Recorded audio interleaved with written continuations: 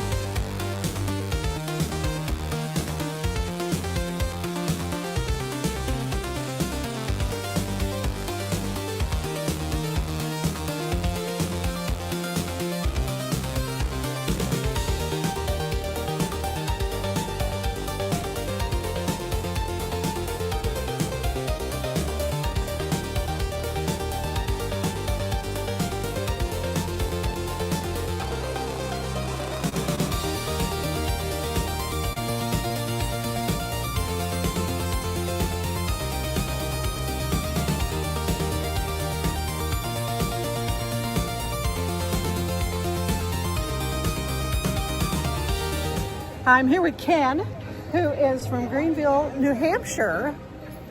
And tell us about you working here at NASA. What do you do here?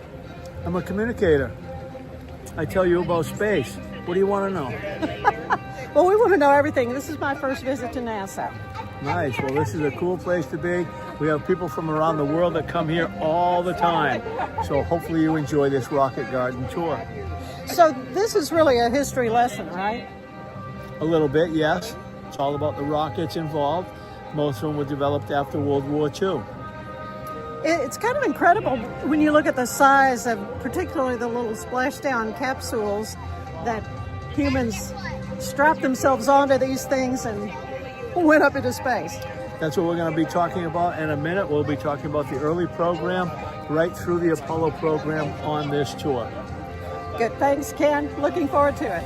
You bet, ma'am.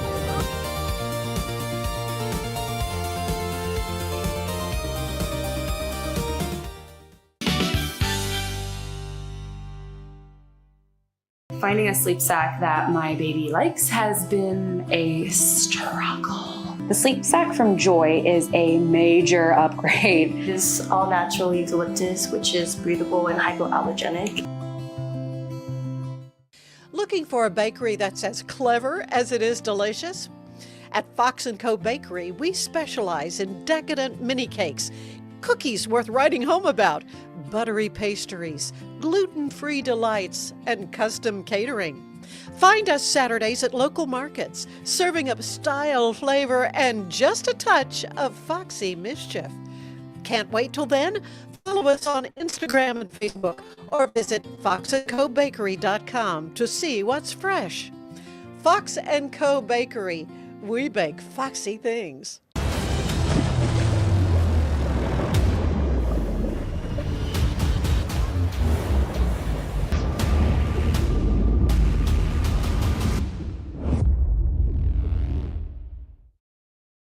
Overwhelmed by your inbox? Clean Email is here to help. Organize, clean, and manage your emails with powerful automation tools. Say goodbye to spam and clutter and enjoy a stress-free inbox. Try Clean Email today at cleanemail.com. What if you could clean clean? With bio-based formulas and deep cleaning enzymes. No dyes, phthalates, or mystery ingredients. Just powerful pods for your dishes and laundry. Now you can, with drops made clean, made to clean.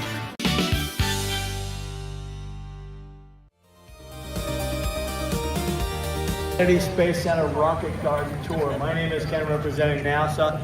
And of course, I will answer all the questions you have when I am done in about 15 or 20 minutes. One of the first questions all the young explorers ask is, are these rockets real? They are all real. I do want to point out that they are all single use. Most of them were developed after World War II. Some of them were made just to be exploration type rocket. Some of them were conformed for human flight.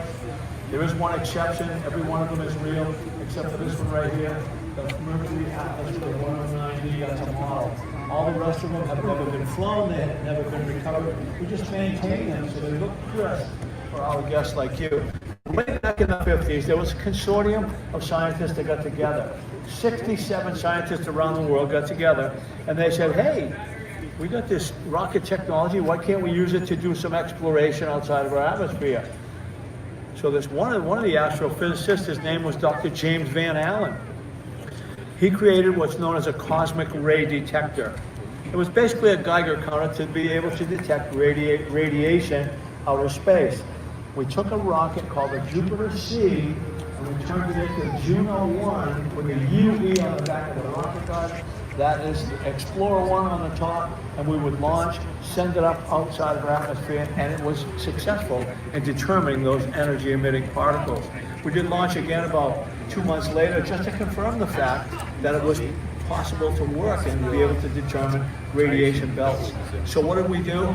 We named them the Van Allen belts after Dr. James Van Allen. Now we were doing that under the guise of the National Advisory Committee of Aeronautics.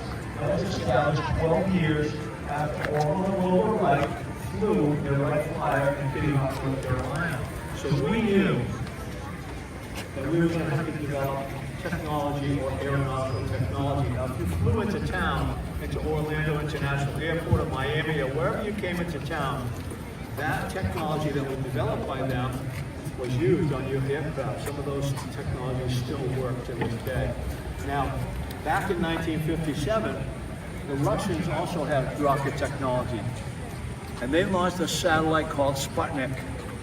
And they were sending beeping signals down to Earth. It was orbiting the Earth. And ham radio operators around the world were collecting these signals. So that was a positive step forward where we said, if they can do it, why can't we?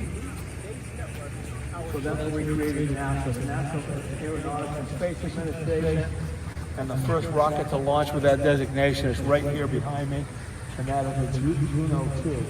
It would have Pioneer 4 on board. Pioneer 4 was a probe that was scheduled to go to the moon. It was going to make discoveries of the moon, take photos, and send them home. Unfortunately, we missed by 35,000 miles. But it was the first probe to exit the gravitational pull of Earth. So that was very successful in that endeavor. Now, in the meantime, the Jet Propulsion Lab in California, part of California Technical Institute, was developing the first communication satellite. They were going to call it Echo 1. Echo 1 was a 100-foot or about a 30-meter Mylar balloon. And we had a brand new rocket technology right behind us with a number 19 on it called the Thor Delta. You can see the Q-chip type payload on the top. They would launch Echo 1 into space. They would send a signal from the Jet Propulsion Lab in California down to Bell Labs in New Jersey. That was our first successful communication satellite. Now, Bell Labs, in the meantime, they were developing their own privately developed satellite called Telstar 1. It would launch on a Thor Delta as well. They would get it up on orbit. They sent signals from the coast of Maine down to Brittany, France.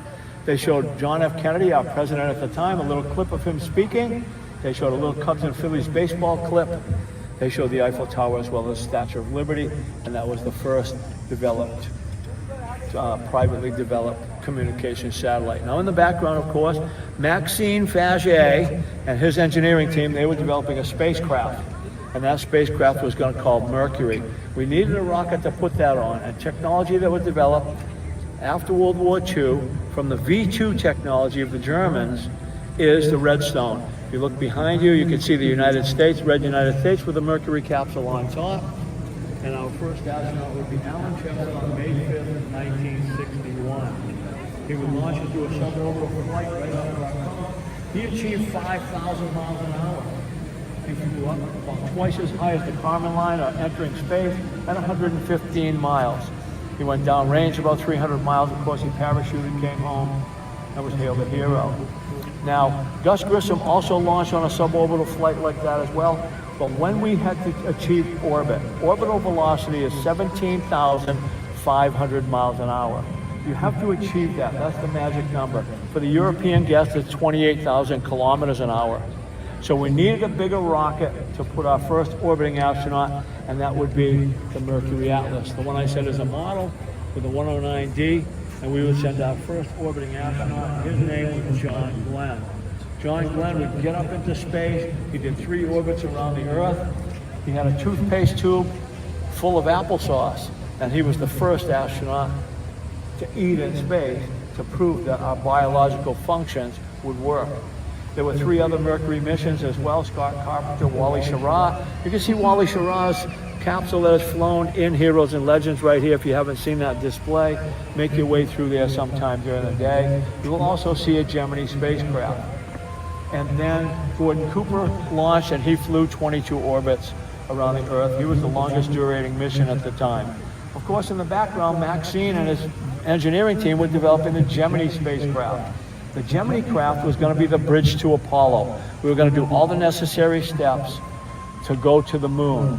It was already designated we were going to go to the moon by the end of the decade, and we needed another rocket because it was heavier, more complex, and this one right here, the silver white rocket in the background, is a Titan II.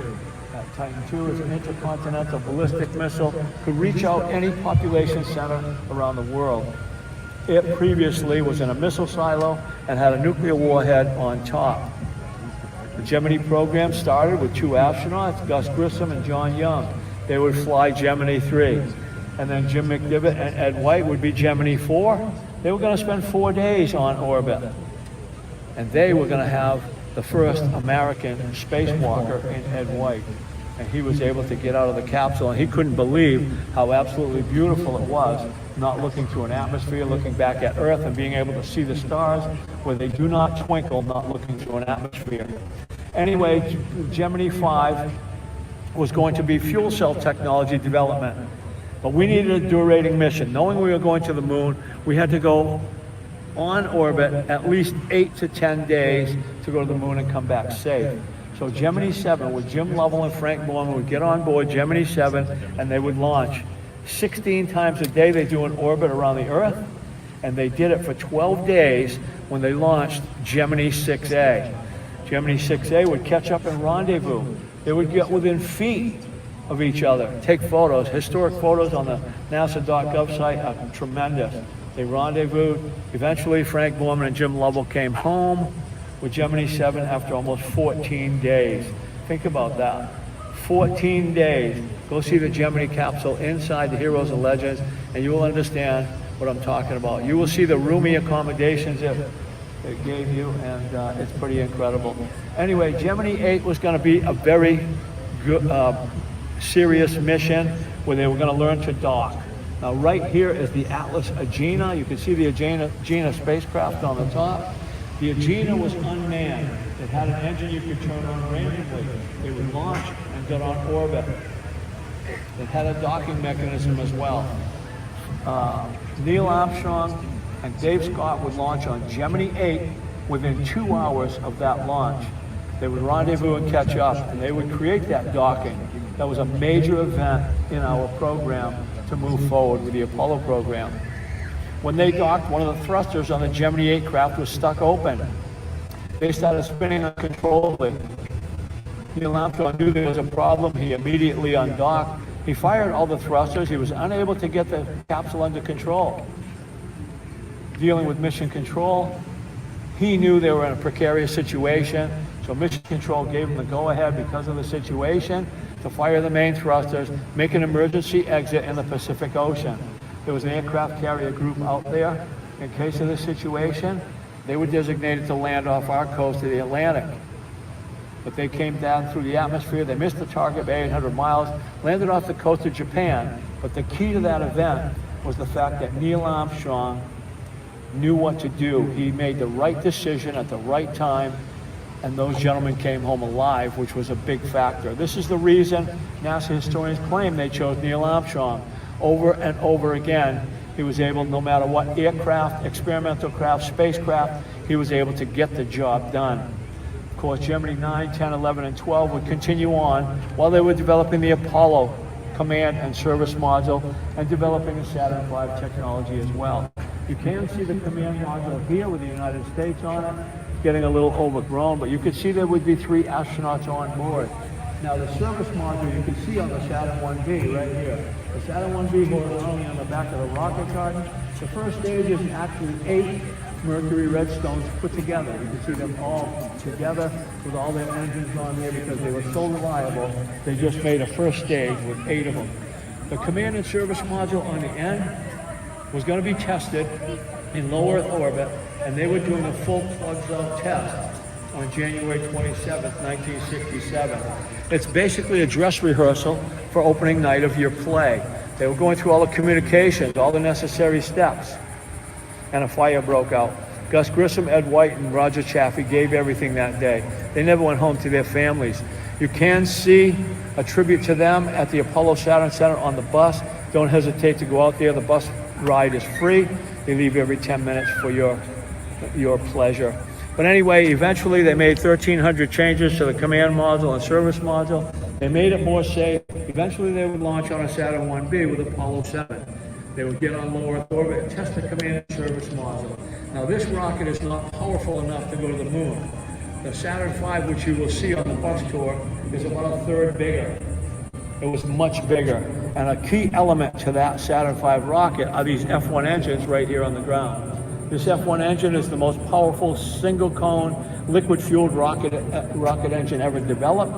It will burn 5,638 pounds of fuel per second, create 1.5 million pounds of thrust, times 5 on the first stage.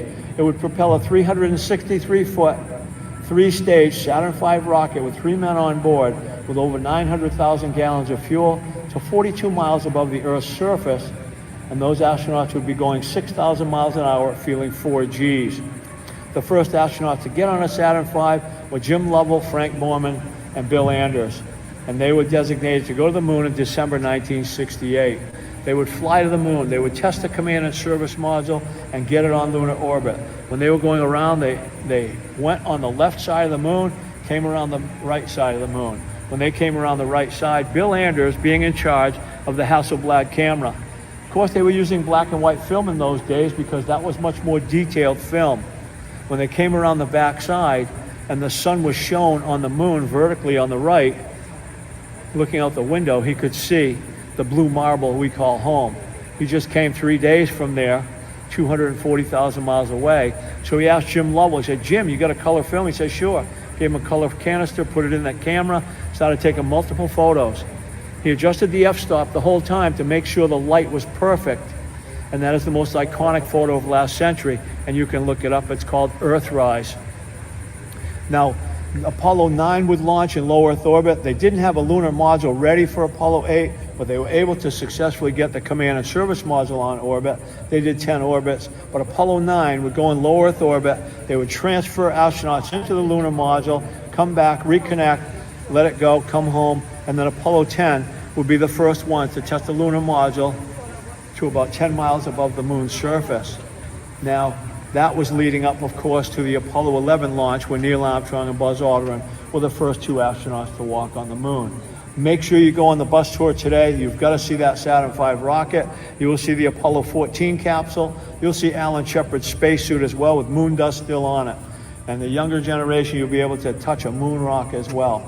Now, of course, the Apollo mission was successful with 12 men walking on the moon. But getting back to the Delta family of rockets, with a number 19, the Thor Delta, the Delta spanned the course of 64 years. And this teal-colored rocket is a Delta II. It was very reliable. It launched 155 times, 100 missions in a row. It was very easily set up, depending on the payload you wanted to achieve with the orbit, where you could affix it with 3 solid rocket boosters like this configuration, 4 or 9 boosters. These are famous for launching the Global Positioning Satellite Systems, which everybody probably uses when they're on vacation. Now, if you look at the payload bay on the top, that is a Tiger Shark configuration, and that is a tribute to the Flying Tigers of World War II. That is my rocket garden tour for the day. Like I said at the outset, if you have any questions, I will be glad to answer them for you.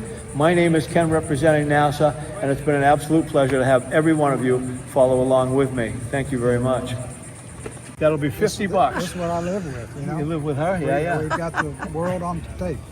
You know what?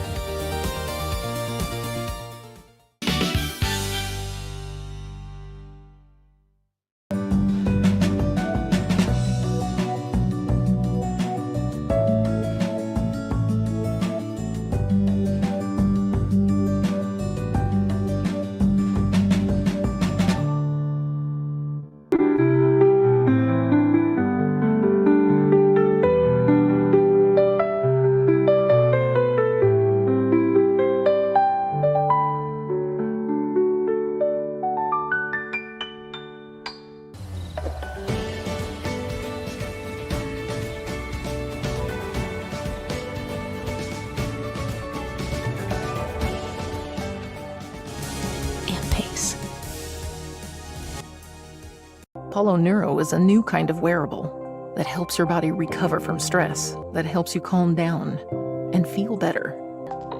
You sleep better, and you can get back to being yourself. Learn more at apolloneuro.com. At Mapify, we believe in celebrating your journey. Our unique personalized products are designed to boost your confidence. From custom home decor to meaningful gifts, we help you cherish the memories that make you who you are. Visit mapify.com and start celebrating your story today. Natural Cycles identifies your fertile window by analyzing changes in your temperature. Just measure in the morning, add your temperature into the app, then learn which days you can and cannot get pregnant. It's that easy. Learn more at naturalcycles.com. It's hard to find supplements that work. No, thank you. Plant-based supplements made from the Earth's most powerful plants for your immune health, gut health, workouts, and more. Find out more at auraorganic.com.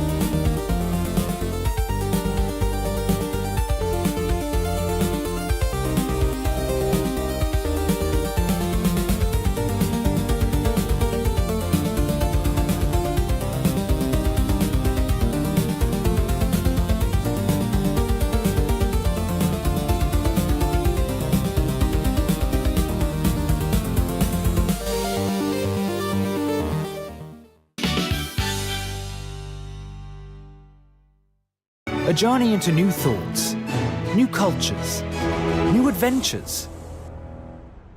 So what are you waiting for? Start your journey with Babbel now.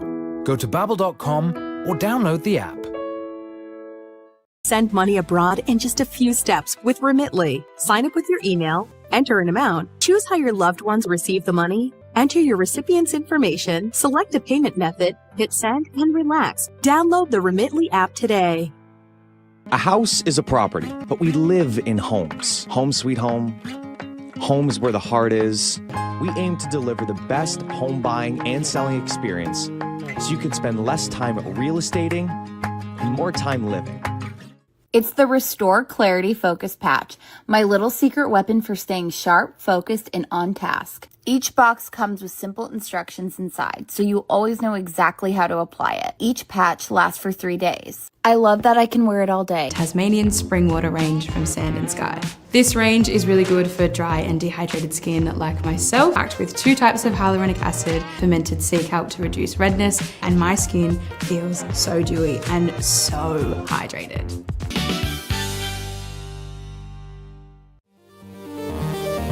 It's kind of fun. Everything will float around if you don't manage it. So we have some tape to stick things on our table here, as well as a bunch of Velcro. All right, so the first thing we need for our sandwich is bread. Well, up here we don't have bread like you do on Earth, but we have tortillas. So we use tortillas a lot for sandwiches. So that's what I'm going to use for my peanut butter and jelly. I'm going to stick that down to some tape here so it doesn't go floating away while I'm getting everything else ready. So I'll get my peanut butter out. And even the lids on the peanut butter have a piece of Velcro on it so they don't go floating away. If I let it go, it'll kind of just float there for a little while, and then eventually the air conditioning system in here will take it away somewhere else. So I don't want to lose it, so I'm going to stick it on the table. I'll scoop out some peanut butter for my sandwich. I got to stick this somewhere, otherwise it just goes floating away too. But just for now, if it's just a few seconds like this, I can just leave it, let it float. I'll spread the peanut butter on my sandwich, and the tortilla, and then I get my jelly ready. So a lot of things you got to think about and manage while you're eating up here. And you just spread the jelly on the sandwich. That as well needs to get attached to the table. So there's my peanut butter and jelly tortilla or sandwich. Up here, I'll just kind of close it up and enjoy. See if you guys can enjoy it as it's coming to you.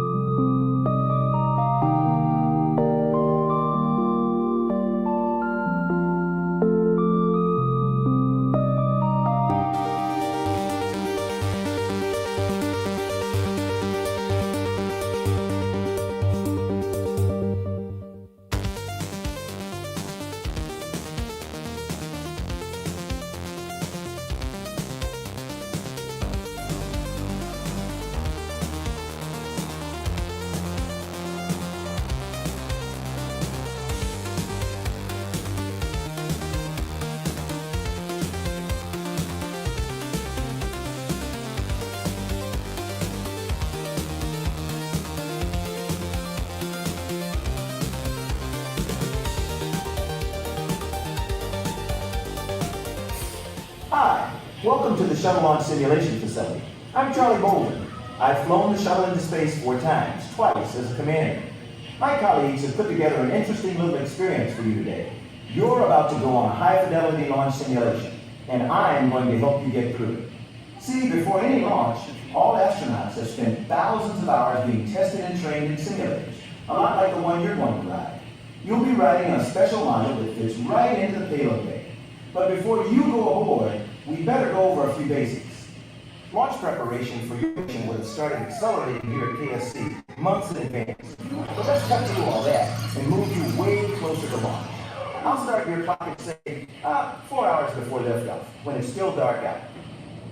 Before you got suited up, the shuttle's external tanker ET was fueled up. The ET holds fuel for the shuttle's 3 main engines. Inside the ET, there are actually 2 separate tanks. One has liquid hydrogen at 423 degrees below zero, the other liquid oxygen at 298 degrees below zero.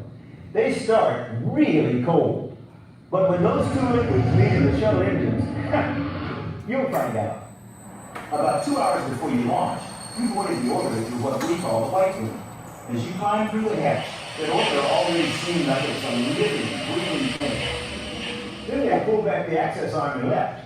Everybody else is smart enough to get out of the air and you and your crewmates are strapped to the reason why. Within 400 feet of air, flames and heat from the engines will kill you. Within 800 feet, the sound will kill you. Within 4,000 feet, the snakes and alligators might kill you because all that low-frequency vibration really stirs them up. But I'm getting ahead of myself. Let's back it up to T-minus 10 seconds. Those sparks are hydrogen reburners, or sparkers. They help prevent a fire or explosion by burning off any excess fuel around your vehicle. At T-minus 6.6 seconds, the main engine will ignite. You will hear a loud roar, and you'll feel a big rumbling. After the main engines start, you'll feel the shuttle sway forward a little, but don't worry. It's engineered to come back to vertical before you go. That's what we call the twang.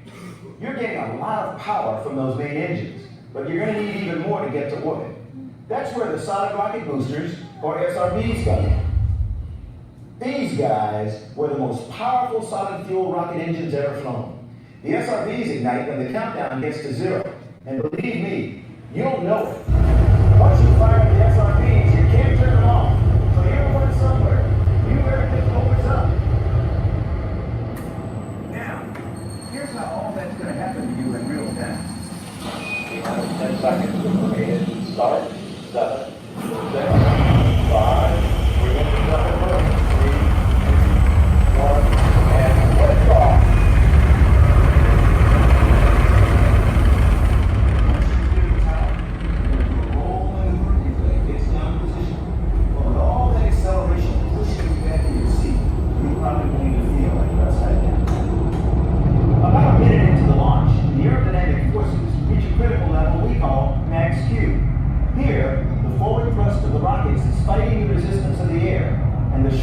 Is like an aluminum can being squeezed harder and harder.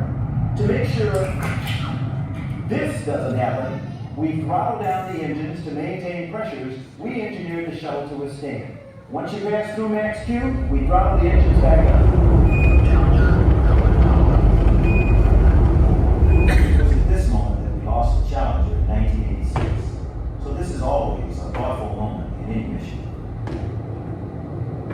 About 2 minutes into your flight, all the fuel is spent in your SRB. So you jettison them and they'll parachute down into the ocean.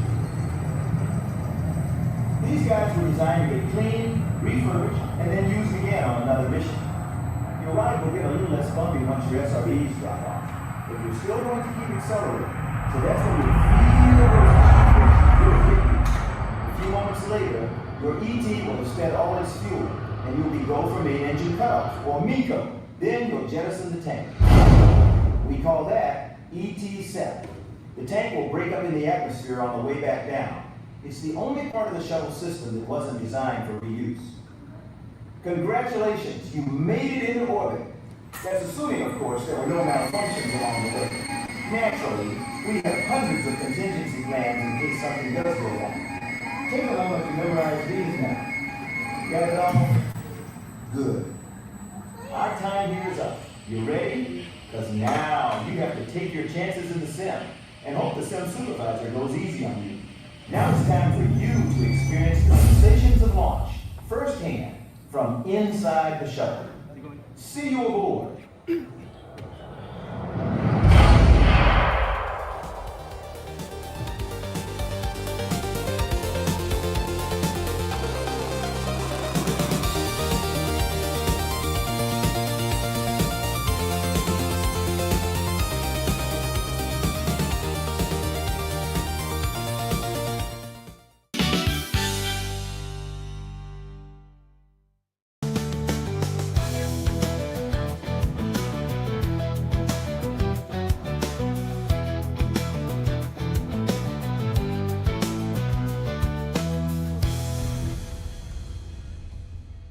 With a focus on performance, design, and customer service, we're here to help you work smarter, not harder. Join us on our journey to simplify your world. Visit acasis.com today. That's ACASIS.com today.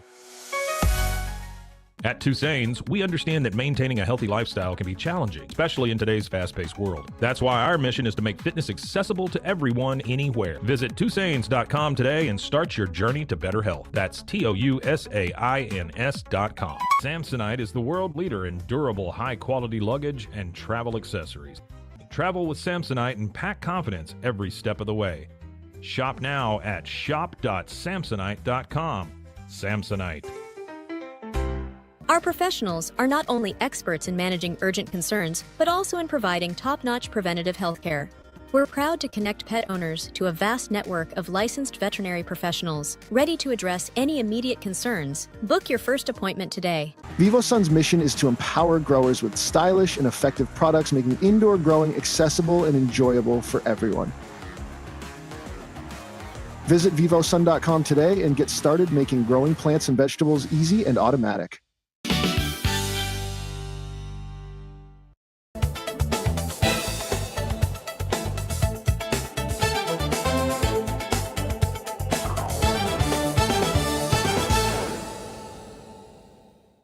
Waco ISD and Brook Avenue Elementary are hosting their monthly food distribution event today from 3 to 4 p.m. Whether you're a student, a family member, a staff member, or a neighbor, just bring a valid ID to 720 Brook Avenue to get a free box of essential groceries. Waco ISD and Brook Elementary are committed to reducing food insecurity in Waco, and Act Locally Waco is proud to see their commitment and outreach. Spice Village is hosting a luncheon to share information on the Giving Machine today.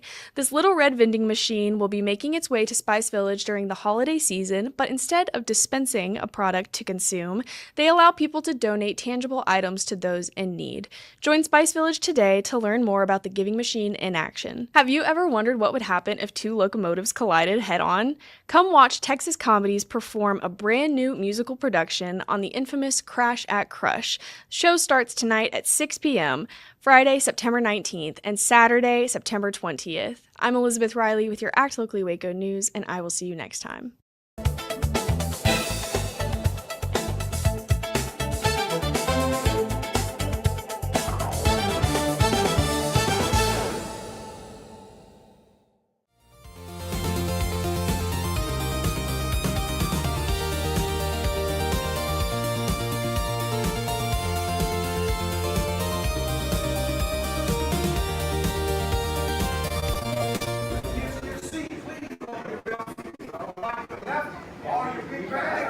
You got a choice, place them on your lap or down by your feet.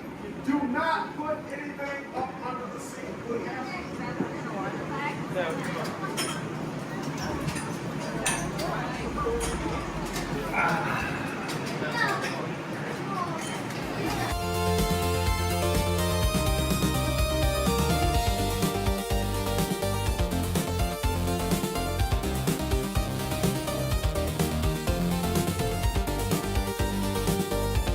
Questions we have.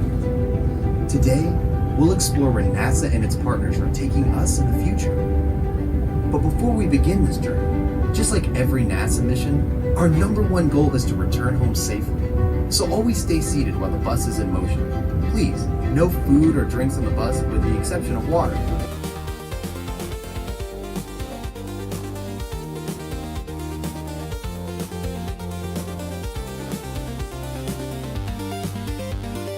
Launch controls for the Apollo missions.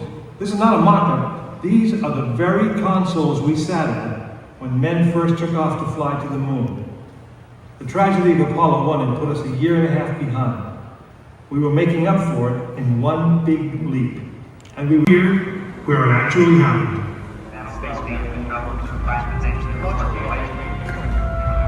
Mankind is about to leave his planet behind and journey to another. It is one of those rare moments when history is not being made, destiny is being embraced.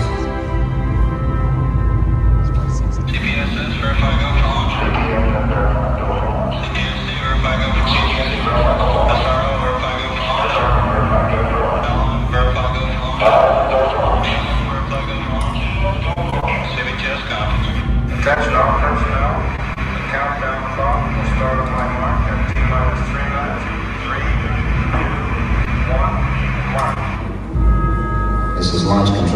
T-minus 3 minutes and counting.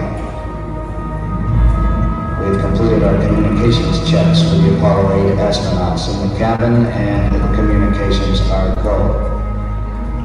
We verify principally on to land bar, sir.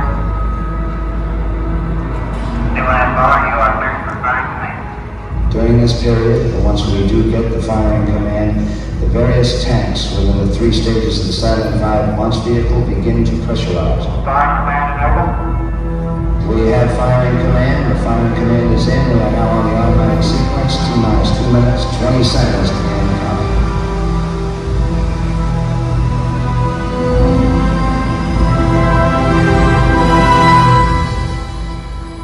Our status board indicates that all aspects are ready. Instrument unit is ready. Spacecraft ready. Final check of the emergency detection system. That ready light also on. First stage preparations are completed. All systems are A-OK. Keep going. We're on. Ready to go to Conway. Stand by, rotor. Okay, you're on. All systems go.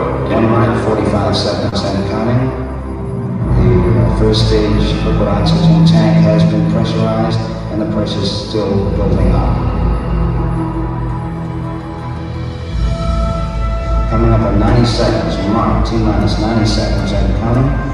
The Apollo 8 crew standing by, spacecraft commander Frank Borman, Jim Lovell, Bill Anders. And now I report that the liquid hydrogen tank in the third stage is pressurized. 1 minute, 15 seconds.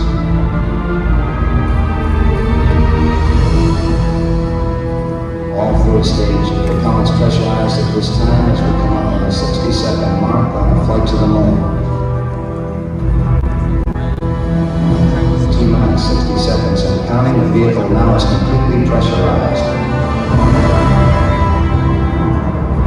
We're coming up on the power transfer shortly.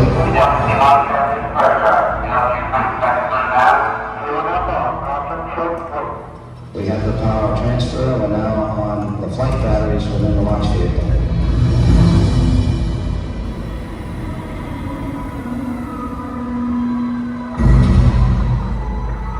Final reports coming from Frank Borman at this time. A final look at the switch list aboard the spacecraft.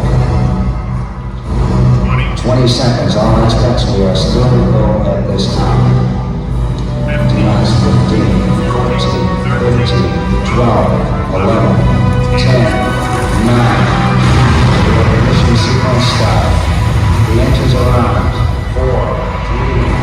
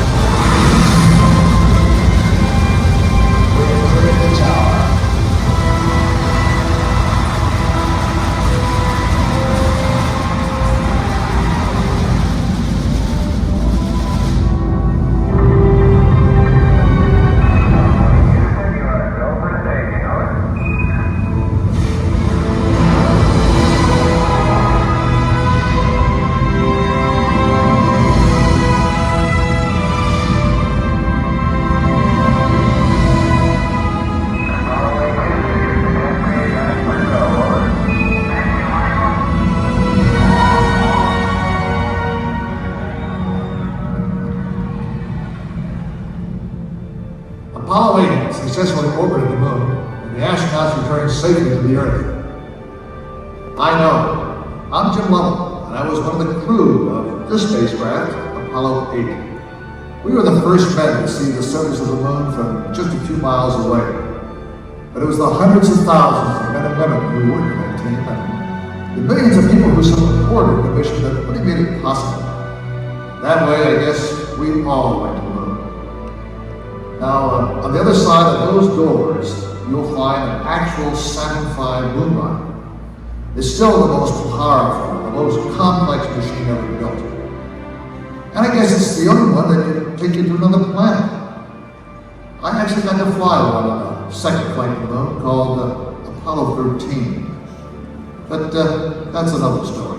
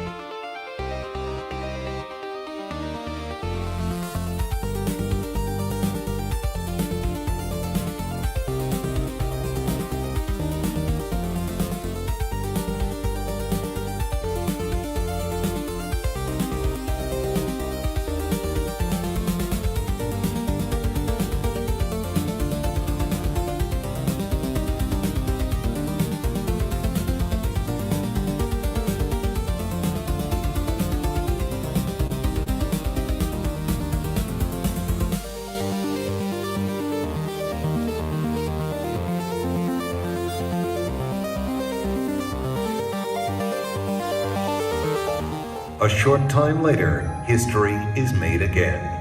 Okay, Neil, we can see you coming down the ladder now. For one incredible moment, we are one people with one history, watching our destiny unfold. That's one small step for man, one giant leap for mankind.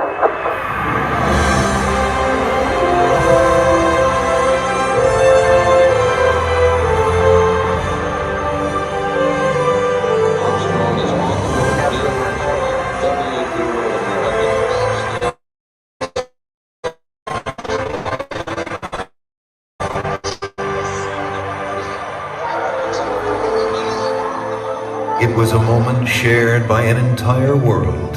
Air mass from the planet Earth first set foot upon the moon. Became indeed for all mankind. Mankind stood on the highest ground, and we saw our planet as our home port in the endless ocean of space. There was something which was surprising to me. That occurred as I was standing on the surface.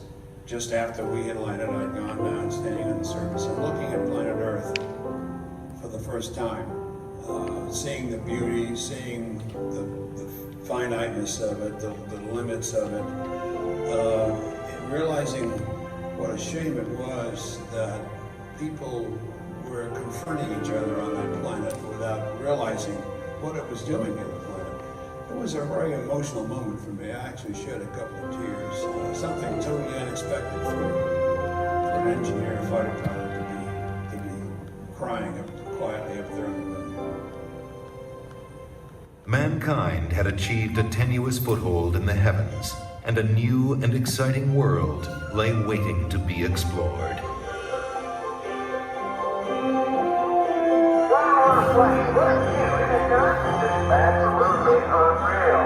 The first mission had stayed for only one day, but over the next 3.5 years, 5 more Apollo missions visited the moon, and with each one, we stayed longer, roamed further, and discovered more.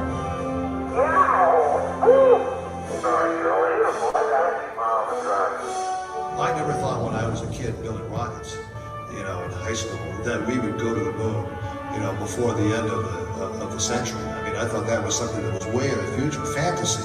I was rolling on the moon one day.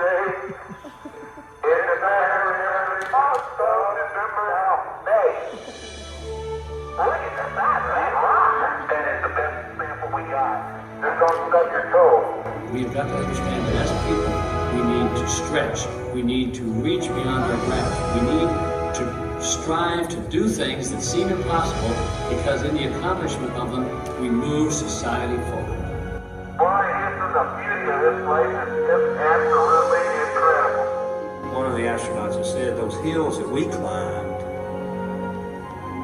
give our children and grandchildren a different perspective, that they see the mountains that we couldn't see.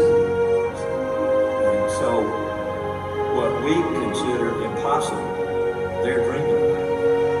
3, 2, 1. What a ride, what a ride. When I have a chance to talk to kids, I tell them, the first thing I tell them is to take the word impossible out of their vocabulary. Go to their teacher tomorrow morning and scratch it out in the dictionary. The word doesn't exist. If I could stand here and tell you that I lived on the moon, that I called the moon my home for 3 days, you tell me what is impossible in this day and age, much less in a generation that follows, much less into the 21st century. Nothing is impossible. I like exploring things, inventing. I would like to go up there and find out what's really up there. I would like to be an astronaut. I like to design rockets. Payload specialist. I'd be a ground control officer. The thing that my mom can't understand is I'm terrified of heights, but I want to be an astronaut. There's so many things I'd love to do. I would explore, I'd look for everything. I would try to start a farm. Millions of other galaxies that you might be able to live in. It's the unknown. Anything's possible. You may be able to cure certain diseases. Play Mars and dance on it. Play basketball, but you can still be short. Because then you could like fly up in the air. Baseball would be awesome. Hit the ball, you get a home run every time. There are a lot of things that could benefit mankind that we, because of science, we simply cannot do on Earth. It's such a big universe, and it's kind of strange to think that just this one tiny planet was chosen to have life on. I hear they're finding new planets or moons, and finding out more about how stars are working, and it makes me feel like it's trying to tell me something. What's it trying to tell you? That you belong up there with them. The Apollo program ended in December of 1972, but our journey into space is just beginning. I'm Neil Armstrong. The future of space travel is being written right now in the dreams and imaginations of a new generation. Perhaps that's the greatest legacy of Apollo. It shows our children and grandchildren that with courage, imagination, and will to explore, no dream is impossible.